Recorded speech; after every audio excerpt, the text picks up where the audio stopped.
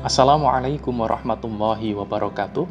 Perkenalkan, saya Kiki Setianto, Magister Pendidikan Islam, dosen agama di Universitas Muhammadiyah Pekajangan Pekalongan yang berhome base di program studi fisioterapi Fakultas Ilmu Kesehatan. Sebagai seorang dosen, saya memiliki kewajiban untuk melaksanakan Tridharma perguruan tinggi, yang salah satu di antaranya adalah pengajaran. Pada kesempatan kali ini, saya akan memaparkan salah satu mata kuliah yang saya ampu, yaitu mata kuliah agama. Mata kuliah agama ini merupakan salah satu mata kuliah wajib di Universitas Muhammadiyah Pekajangan Pekalongan, yang terdiri dari 2 SKS dan ditempatkan di semester pertama. Setelah menyelesaikan mata kuliah ini, mahasiswa diharapkan mampu memahami konsep agama, konsep ketuhanan, konsep kemanusiaan, konsep sehat dan sakit, konsep kehidupan dan kematian, nilai kejujuran, kebenaran dan keadilan, kemudian anti-intoleransi, anti-korupsi, anti-bullying, anti-kekerasan seksual, kemudian HAM, iptek, seni budaya, demokrasi, lingkungan hidup, serta masyarakat madani dalam perspektif agama.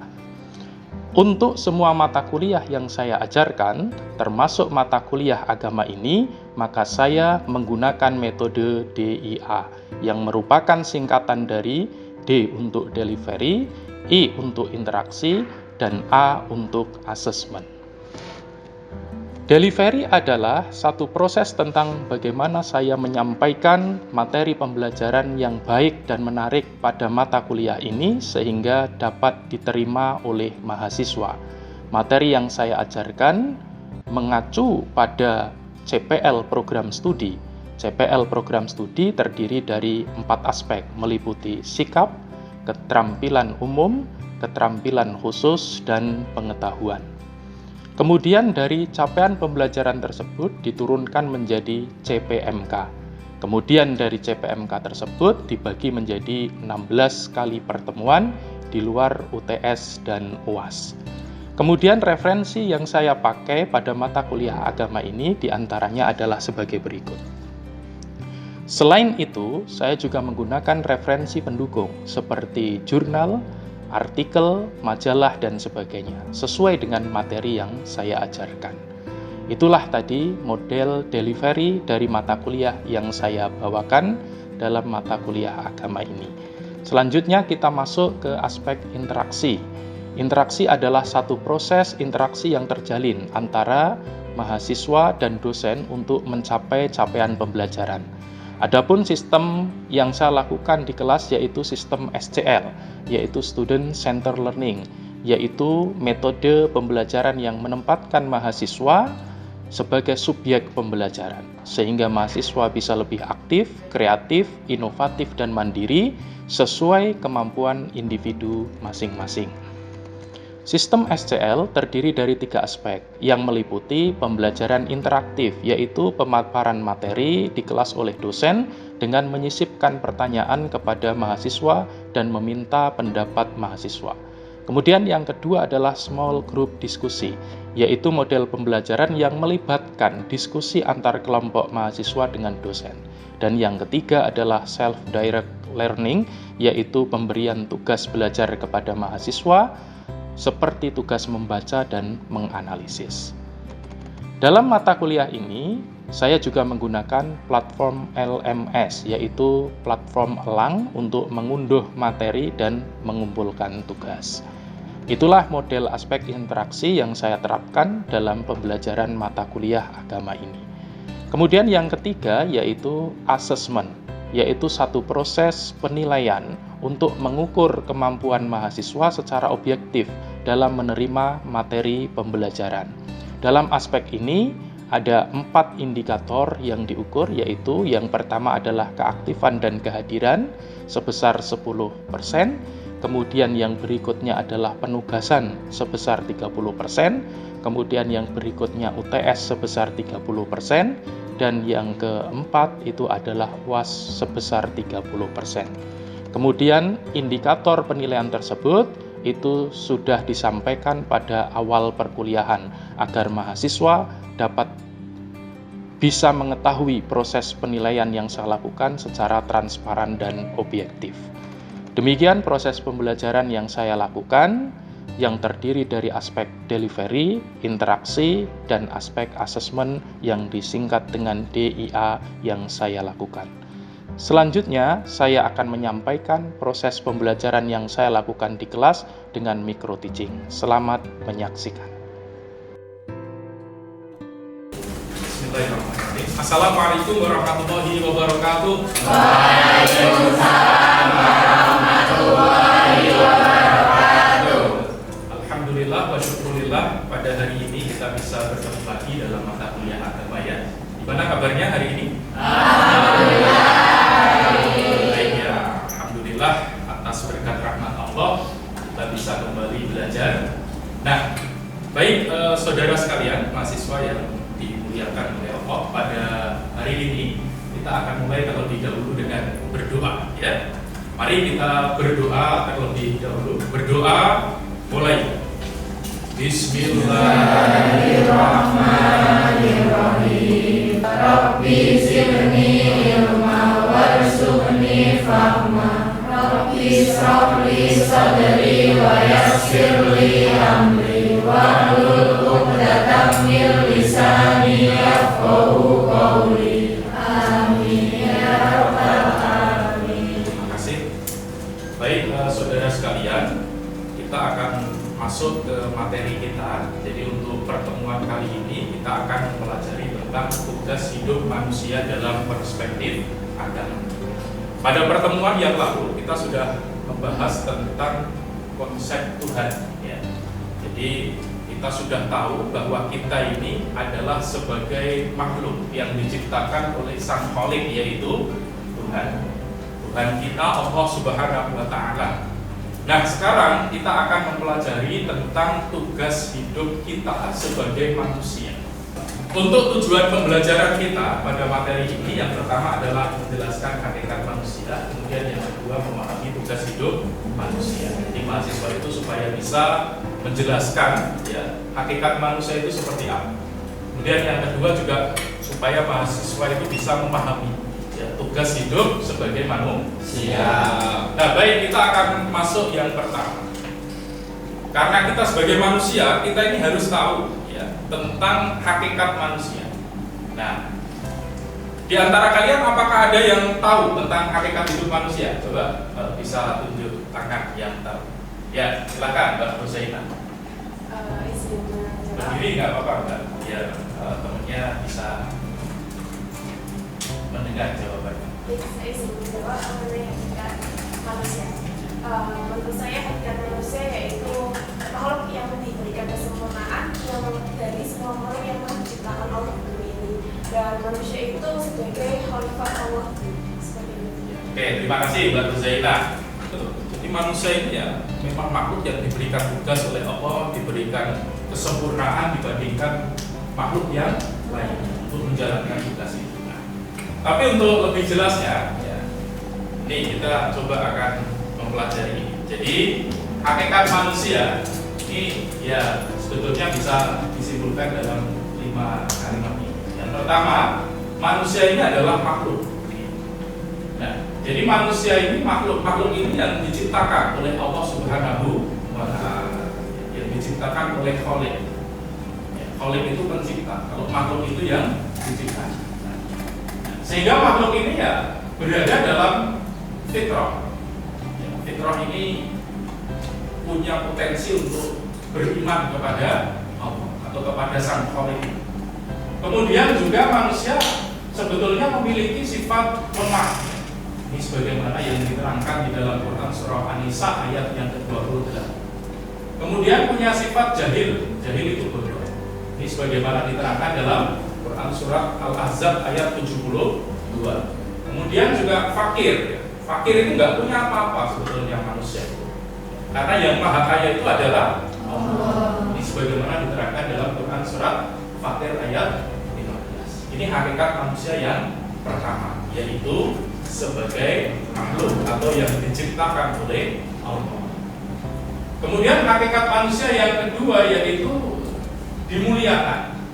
Makanya manusia ini ditiupkan ruh. Karena kan ada ya makhluk ciptaan Allah yang tidak punya ruh, seperti benda mati itu kan, hantu, ya, dan sebagainya, itu kan nggak ada ruh. Manusia ini ditiupkan ruh di dalam. Kemudian memiliki keistimewaan, ini sebagaimana yang dijelaskan oleh Allah dalam Quran surat Al-Isra ayat 70. Kemudian juga ditundukkan alam untuknya. Ini sebagaimana yang diterangkan oleh Allah dalam Quran surat Al-Baqarah ayat 29. Ini untuk hakikat manusia yang kedua, yaitu dimuliakan. Kemudian hakikat manusia yang ketiga yaitu dibebani.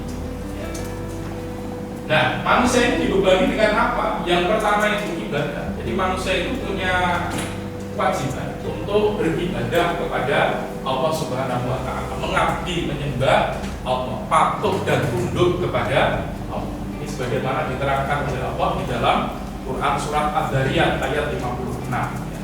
Kemudian juga selain punya kewajiban untuk beribadah, manusia juga dia punya tugas sebagai khalifatullah fil ardh, sebagai wakil Allah di bumi yang bertugas untuk memakmurkan bumi beserta isinya. Nah, jadi itu hakikat manusia yang ketiga, yaitu dibebani. Kemudian yang keempat yaitu manusia ini memiliki hak untuk bebas memilih. Jadi dia itu mau beriman silakan, mau kafir juga silakan. Ini sebagaimana diterangkan oleh Allah dalam Quran surat Al-Kahfi ayat 29. Jadi Allah nggak paksa. Allah sudah berikan fitrah, potensi beriman. Silakan, iman itu mau dipelihara atau tidak. Ya. Kalau dipelihara, dijaga, ya maka dia akan beriman sampai dia mati. Tapi kalau dia nggak mau menjaga iman itu, dia kafir, ya Allah persilakan juga. Kemudian yang kelima, hakikat manusia adalah tanggung jawab. Jadi manusia ini kan diberikan kebebasan, dia mau beriman atau mau kafir. Tapi ingat, manusia ini nanti akan dimintai pertanggungjawaban oleh Allah. Ya, kalau dia itu bisa mempertanggungjawabkan, dia selalu berbuat baik, maka dia akan diberikan balasan surga. Ini sebagaimana yang diterangkan oleh Allah dalam Quran surat Al-Baqarah 25. Nah, kalau dia itu nggak baik, maka dia akan masuk ke dalam neraka. Ini sebagaimana diterangkan oleh Allah dalam Quran surat Al-Baqarah ayat yang ke-6. Nah, jadi hakikat manusia ada berapa? Apa saja yang pertama? Kemudian yang kedua? Yang keempat, yang kelima, jadi itu ya hakikat manusia. Baik, saudara sekalian, kita lanjutkan lagi ya. Berikutnya yang kita bahas adalah sebutan manusia di dalam Al-Quran. Jadi Al-Quran sebagai wahyu Allah yang diturunkan kepada manusia ini kan menjadi pedoman hidup manusia. Dari dalamnya itu kita bisa belajar tentang segala sesuatu, termasuk kaitan dengan masalah kemanusiaan ya.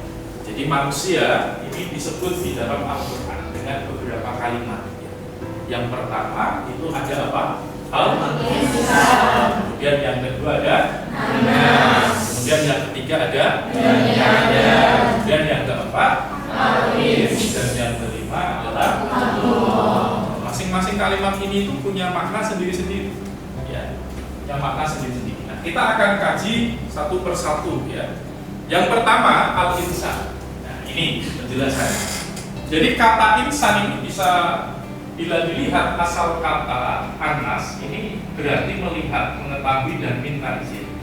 Nah, atas dasar ini kata tersebut mengandung petunjuk adanya kaitan substansial antara manusia dengan kemampuan penalarannya. Manusia dapat mengambil pelajaran dari hal-hal yang dilihatnya, dapat mengetahui apa yang benar dan apa yang salah, serta dapat meminta izin ketika akan menggunakan sesuatu yang bukan miliknya. Nah, berdasarkan pengertian ini, maka manusia ini mempunyai potensi untuk dididik. Jadi manusia ini bisa dididik. Dari yang tadinya belum bisa menjadi bisa. Jadi yang tadinya itu masih kanak-kanak menjadi dewasa. Dari yang tidak baik menjadi baik. Itu makna dari al-insan. Nah, potensi manusia ini menurut konsep al-insan ini diarahkan pada upaya mendorong manusia untuk berkreasi dan berinovasi. Jadi dari proses pendidikan ini maka manusia ini bisa menjadi manusia yang kreatif, manusia yang inovatif. Sehingga manusia ini bisa menciptakan ilmu pengetahuan, kesenian atau benda-benda ciptaan yang lainnya manusia. Nah, kemudian melalui kemampuan berinovasi, manusia mampu merekayasa temuan-temuan baru dalam berbagai bidang. Dengan demikian manusia ini dapat menjadikan dirinya makhluk yang berbudaya dan berperan. Jadi ini makna dari al-insan. Jadi manusia ini punya potensi-potensi yang kalau dia itu dididik maka akan menjadi manusia yang kreatif dan inovatif, yang bisa mengembangkan kebudayaan dan peran. Gitu ya. Nah, kemudian yang berikutnya nih, Anas. Jadi Anas. Kalau kalian baca Quran itu kan ada Quran surat apa? Anas ini yang maknanya manusia kan kalau kita baca di dalam Al-Quran. Nah, jadi kalau kita kaji lebih dalam konsep Anas ini pada umumnya dihubungkan dengan fungsi manusia sebagai makhluk sosial. Jadi kalau tadi ya al-insan itu punya potensi untuk dididik, kalau Anas ini manusia ini makhluk sosial ya, yang tidak bisa hidup tanpa orang lain. Dia harus selalu bergaul, dia harus selalu bersosial. Ini makna dari Anas ini. Nah, tentunya sebagai makhluk sosial, manusia harus mengutamakan keharmonisan bermasyarakat. Manusia harus hidup sosial, artinya tidak boleh sendiri, karena manusia tidak bisa hidup sendiri. Nah, jika kita kembali ke asal mula terjadinya manusia yang bermula dari pasangan laki-laki dan wanita, yaitu Adam dan Hawa, dan berkembang menjadi masyarakat, dengan kata lain adanya pengakuan terhadap spesies di dunia, menunjukkan bahwa manusia ini harus hidup bersaudara dan tidak boleh saling menjatuhkan. Ya. Nah, ini secara sederhana sebenarnya fungsi manusia dalam konsep Anas. Jadi manusia ini ya harus saling tolong menolong, saling memotivasi, saling mendukung, ya. Kemudian juga harus saling bantu membantu. Karena hakikatnya manusia ini sebagai makhluk sosial. Kemudian yang ketiga, di dalam Al-Quran manusia ini disebut juga dengan Bani Adam. Jadi kata Bani Adam atau Dzurriyyat Adam yang berarti anak Adam atau keturunan Adam ini digunakan untuk menyatakan manusia bila dilihat dari asal keturunannya. Nah, dalam hal ini setidaknya ada 3 aspek yang dikaji. Yang pertama, anjuran untuk berbudaya sesuai dengan ketentuan Allah. Di antaranya adalah dengan berpakaian guna menutup auratnya. Karena manusia ini kan terdiri dari laki-laki dan perempuan, sebagaimana Adam dan Hawa yang kemudian melahirkan keturunannya. Keturunannya itu ada laki-laki dan ada perempuan. Nah, kemudian ya kaitan dengan masalah kebudayaan, makanya dia harus berpakaian guna menutup aurat. Dan yang kedua, mengingatkan pada keturunan Adam agar jangan terjerumus pada bujuk rayu setan yang mengajak kepada keingkaran atau kemungkaran. Jadi dulu itu kan Nabi Adam dan Nabi Hawa itu digoda oleh siapa? Setan kan, iblis kan, ya, sehingga dikeluarkan dari surga. Ini mengingatkan kita bahwa kita ini juga punya musuh. Siapa musuh kita? Setan. Nah, setan itu kapan saja bisa menjerumuskan kita. Ya, kadang kalau mau berbuat baik itu kan kita digoda sehingga nggak jadi. Sebaliknya kita disuruh-suruh itu oleh setan untuk berbuat dosa dan kemaksiatan. Itu musuh kita sebenarnya, setan. Makanya kalau kita sadar kita itu anak cucu Adam, ya Bani Adam, maka ya kita harus membentengi diri kita supaya kita ini tidak tergoda oleh bujuk rayu setan. Yang pada dasarnya setan itu menjerumuskan. Kemudian yang ketiga, memanfaatkan semua yang ada di alam semesta dalam rangka ibadah dan mentauhidkannya. Jadi kesemuanya itu adalah merupakan anjuran sekaligus peringatan Allah dalam rangka memuliakan keturunan Adam dibanding makhluk yang lain. Jadi kalau di Al-Quran disebut Bani Adam itu ya kita harus ingat bahwa kita itu anak keturunan Adam. dari Nabi Adam kita bisa belajar tentang banyak supaya kita ini benar-benar bisa menjadi manusia yang diinginkan oleh Allah Subhanahu wa Ta'ala. Ini yang ketiga, yaitu Adam, ya. Kemudian yang keempat ini ada al-ins. Jadi perlu dibedakan. Kalau tadi kan ada al-insan, ada nas, ini ada al-ins juga di Al-Qur'an. Ya. Nah, kata al-ins dalam Al-Qur'an ini disebutkan sebanyak 18 kali. Nah, jadi al-ins ini adalah homonim dari al-jins dan al-kufur. Ini Quraisy Shihab mengatakan bahwa dalam kaitannya dengan jin, maka manusia adalah makhluk yang kasat mata, sedangkan jin adalah makhluk halus yang tidak tampak. Nah, kata al-ins ini dalam arti tidak lihat atau tidak biadab. Ini merupakan kesimpulan yang jelas bahwa manusia itu merupakan kebalikan dari jin. Manusia ini bisa dilihat, makhluk yang tampak, ya, syahid. Nah, dari pendapat di atas, maka dapat dikatakan bahwa dalam konsep al-ins, manusia ini selalu diposisikan sebagai lawan dari kata jin yang bebas. Jin adalah makhluk, bukan manusia yang hidup di alam gelap dan alam yang tidak terhindarkan. Sedangkan manusia jelas dan dapat menyesuaikan diri dengan realitas hidup dan lingkungan yang ada. Ini bedanya di sini. Jadi al-ins ini lawan dari jin, ya. Kalau jin itu yang nggak kelihatan, kita nggak tahu, hebat. Nah, kalau kita ini yang kelihatan, tampak gitu, sehingga kita harus menyesuaikan dengan kondisi kita. Ya. Ini makna dari al-ins. Ya. Kemudian yang berikutnya adalah Abdullah. Kalau tadi kan di awal-awal kita sudah membahas Abdullah ini maknanya adalah hamba Allah ini, berarti kita harus beribadah, ya. Kemudian kita harus apa lagi? Tunduk patuh kepada Allah Subhanahu wa Ta'ala. Jadi seluruh makhluk yang memiliki potensi berperasaan dan berkehendak adalah Abdullah, dalam arti dimiliki oleh Allah. Selain itu kata abdul juga bermakna ibadah, sebagai pernyataan kerendahan diri. Pengabdian kepada Allah baru dapat terwujud bila seseorang dapat memenuhi 3 hal. Apa saja? Yang pertama apa tuh? Menyadari bahwa yang dimiliki termasuk dirinya adalah milik Allah dan berada di bawah kekuasaan Allah. Kemudian yang kedua, menjadikan segala bentuk sikap dan aktivitas selalu mengarah pada usaha untuk memenuhi perintah Allah dan menjauhi larangan. Dan yang ketiga, dalam mengambil keputusan selalu mengaitkan dengan restu dan izin dari Allah. Itu Abdullah itu begitu. Ya. Makanya ya kita harus pahami betul, ya.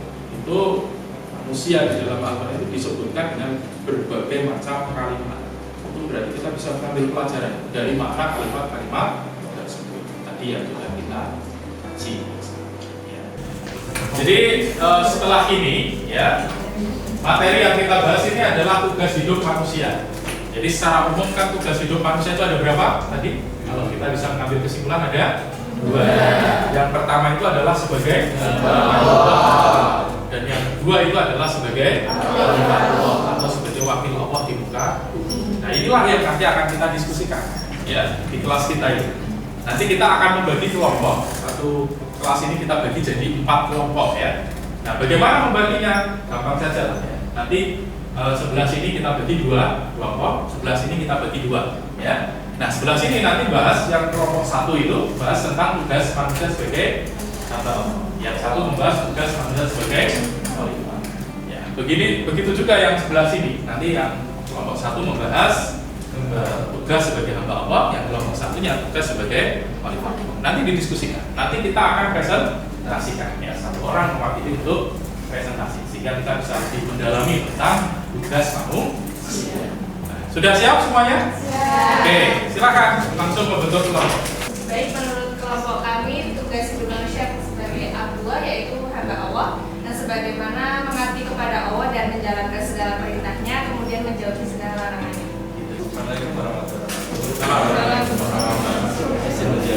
Menurut dari kelompok kami, tugas hidup manusia sebagai Abdullah itu atau hamba Allah, kan kita sebagai manusia itu lebih rendah derajatnya dari Allah. Untuk itu manusia harus mengabdi atau beribadah kepada Allah. Contohnya itu seperti sholat, ngaji, ya seperti itu, Pak.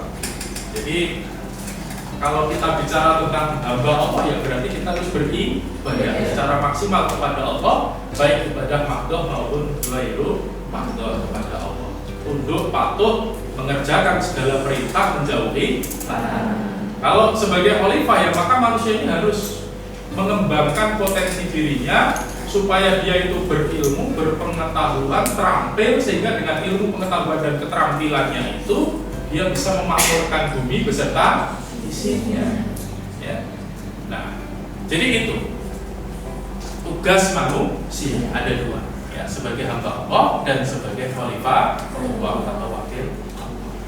Baik, saudara sekalian, jadi tadi kita sudah membahas kaitan dengan hakikat manusia dan tugas hidup manusia.